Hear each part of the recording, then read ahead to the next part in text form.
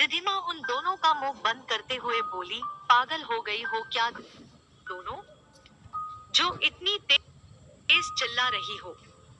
क्या पूरे घर को बताओगी कि हम दोनों के बीच में कल रात को नहीं हुआ? तो शिवन्या बोली, अब तू बात ही ऐसी करेगी तो चिल्लाना तो बनता ही है। तू इतने हॉट और हैंडसम लड़के से दूर कैसे रह सकती है? कबीर में कोई कमी तो नहीं है, वो नॉर्मल तो है ना? रिधिमा गुस्से बोली, शट अप शिवन्या, ऐसा कुछ भी नहीं है। तुम दोनों अच्छी तरह से जानती हो कि मैं सिर्फ और सिर्फ ईशान से प्यार करती हूँ और उसी से ही शादी करना चाहती थी। तो तुम ही बताओ कि मैं कैसे उस खड़ूस के साथ रात बिता सकती थी? शिवन्या बोली, देखो रिद्धिमा, मैंने तुमसे पहले भी कहा था कि ईशान एक अच्छा लड़का नहीं है। लड़कियों को लेकर उसकी इमेज सही नहीं है। रिधिमा उसकी बातों में इंटरेस्ट ना लेते हुए बोली, देखो शिवन्या, प्लीज ये सब अब फिर से शुरू मत करो। नैना बोली, रिधिमा, शिवन्या गलत नहीं कह रही है। पूरा कॉलेज ईशान के बारे में अच्छे से जानता है। हर कोई जानता है कि वह सिर्फ लड़कियों को घुमाता है। एक प्लेबॉय है वो। किसी भी लड़की की कोई फीलिंग की कदर नहीं है उसे। वो सिर्फ उनका यूज करता है और मन भर जाने पर उन्हें छोड़ भी देता है। रिधिमा बोली, यह गलत फहमी है तुम लोगों की, और वह कोई प्लेबॉय नहीं है, इसलिए प्लीज आगे से उसके बारे में ऐसा कुछ भी मत कहना जो मैं बर्दाश्त ना कर सकूं। शिवन्या बोली, ठीक है, हम आगे से ईशान के बारे में कुछ नहीं कहेंगे, लेकिन रिद्धिमा अब तुम शादीशुदा हो। तुम्हें ईशान के बारे में भूल जाना चाहिए और कबीर के साथ अपने रिश्ते को आगे बढ़ाना चाहिए। अगर कबीर से शादी के बाद भी तुम ईशान से रिश्ता रखोगी तो यह चीटिंग होगी और इस सब से कोई भी खुश नहीं रहेगा, ना तुम, ना ईशान और ना ही कबीर। इसलिए भूल जाओ ईशान को और अपनी शादीशुदा जिंदगी में खुश रहो। इसी में सबकी भलाई है। और वैसे भी सोचो कि जो कुछ तुम कर रही हो उसमें कबीर का क्या कसूर है? उसे किस बात की सजा दे रही हो तुम? तो रिद्धिमा बोली, शिवन्या, मुझे ऐसा क्यों लग रहा है कि तुम्हें मुझसे ज्यादा फिक्र उस कबीर की हो रही है। तू चिंता मत कर, मैं जल्द ही उससे डिवोर्स ले लूंगी। मेरे उससे डिवोर्स लेने के बाद चाहो तो तुम उससे शादी कर सकती हो। तुमसे शादी करके उसे कोई सजा भी नहीं मिलेगी और तुम उसको खुश भी रख सकती हो। तो शिवन्या बोली, क्या बकवास कर रही हो रिधिमा? मुझे तुमसे ऐसे बर्ताव की उम्मीद नहीं थी कि तुम जैसी लड़की भी अपने फ्रेंड्स के लिए इस तरह की बातें कर सकती है। तुम बहुत बदल गई हो रिधिमा। नैना बोली, रिद्धिमा संभल जाओ, अभी भी वक्त है।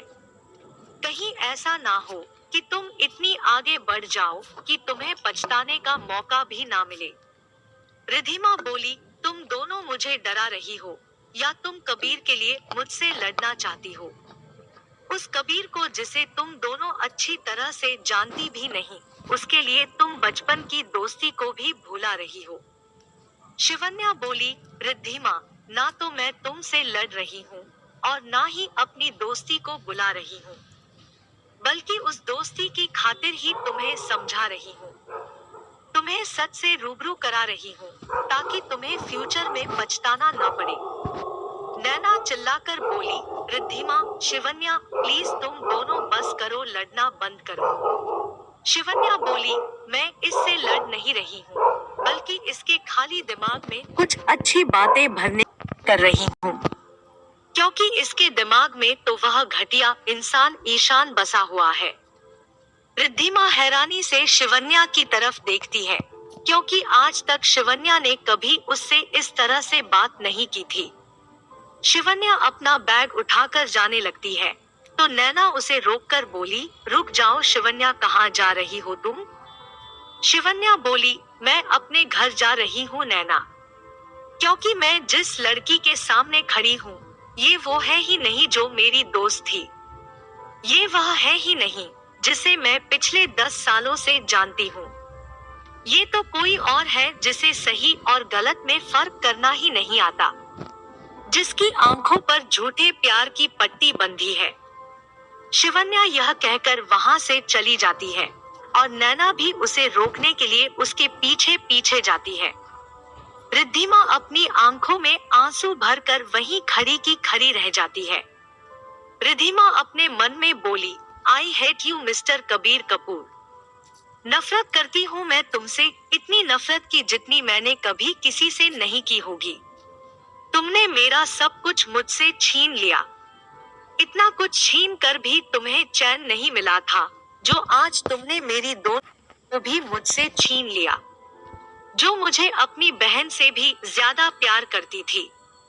मैं तुम्हें इसके लिए कभी माफ नहीं करूंगी, कभी नहीं। और वह रोते रोते वहीं बैठ जाती है।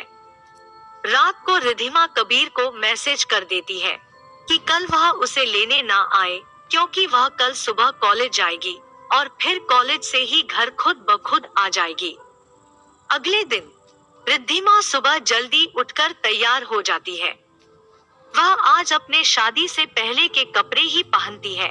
वह साड़ी पहनकर तो कॉलेज नहीं जा सकती थी। वो उन्हीं कपड़ों में से कुछ कपड़े अपने एक बैग में पैक करती है और उस बैग को अपनी गाड़ी में डाल देती है और नाश्ता करके खुद भी कॉलेज के लिए निकल जाती है। उसने ब्लू कलर की चेक शर्ट और ब्लैक जीन्स डाली हुई थी, अपने लंबे बालों का पोनीटेल बनाया हुआ था, हाथों में लाल रंग का चूड़ा और मांग में सिंदूर। देखने में वो बहुत ही क्यूट और सुंदर लग रही थी। जैसे ही वो कॉलेज पहुंची, सब उसे घूर कर देखने लगे। वह सीधे कैंटीन की तरफ बढ़ गई। जैसे ही वो कैंटीन में पहुंची, उसके आसपास आते जाते लोग उसे घूरने लगे और आपस में ही खुसर पुसर करने लगे। काफी देर तक तो रिद्धिमा यह सब बर्दाश्त करी रही, लेकिन जब उसके बर्दाश्त की हद खत्म हो गई, तो वो जोर से चिल्ला दी, ऐसे क्या घूर कर देख रहे हो? हाँ, शादी हो गई है मेरी, शादीशुदा हूँ मैं। और मेरी शादी हुई है शहर के सबसे रईस, हॉट और handsome business tycoon Kabir Kapoor से। ठीक है। समझ आई या और कुछ जानना है तुम सबको? और अगर तुम सबको इस बात से कोई प्रॉब्लम है, तो अपनी प्रॉब्लम को अपने पास रखो, क्योंकि मुझे इससे कोई लेना देना नहीं है। और हाँ, अपने दिमाग में मेरे बारे में कोई भी घटिया ख्याल लाना भी मत, क्योंकि मैं तुम जैसी लड़कियों की तरह नहीं हूँ, जो हर वक्त अमीर लड़कों के पीछे भागती रहती है। उसने शिवन्या और नैना को एक टेबल पर बैठे देखा और जाकर शिवन्या के सामने बैठ गई। उसके वहां बैठते ही शिवन्या जैसे ही उठने को हुई, रिद्धिमा बहुत तेज गुस्से से बोली, शिवन्या यहाँ से उठने की हिम्मत भी मत करना, चुपचाप मेरे सामने बैठ जाओ। शिवन्या बोली, तुम मुझे ऑर्डर दे रही हो और मैं तुम्हारी बात क्यों मानूं? यह सुनकर रिद्धिमा अपनी जगह से खड़ी हुई और जाकर शिवन्या के गले लग गई और उसे उसने कस के पकड़ लिया। रिद्धिमा बोली, मुझे कोई फर्क नहीं पड़ता कि कल तुम्हारी और मेरी कितनी लड़ाई हुई है और कितनी नहीं। मैं बस इतना जानती हूँ कि I love you than anything more. Shivanya बोली, और मैं भी कल तुमसे कोई लड़ाई नहीं कर रही थी। रिद्धिमा बोली, बल्कि मैं तो तुम्हारे दिमाग में कुछ अक्ल की बातें डाल रही थी, लेकिन मैं तो भूल गई थी कि तुम तो निहायती महाबेवकूफ लड़की हो। रिद्धिमा बोली, अब तुम मुझे माफ भी कर दो। शिवन्या बोली, हम तीनों के बीच में यह सॉरी और थैंक यू कब से आ गया? नैना भी उन दोनों के गले लग गई और बोली, अरे वाह, अब सब कुछ ठीक हो गया। तभी रिद्धिमा के फोन के मैसेज की बीप बजती है और एक मैसेज आता है जो कि ईशान का होता है। को बाय बोलकर वहां से जाने लगती है।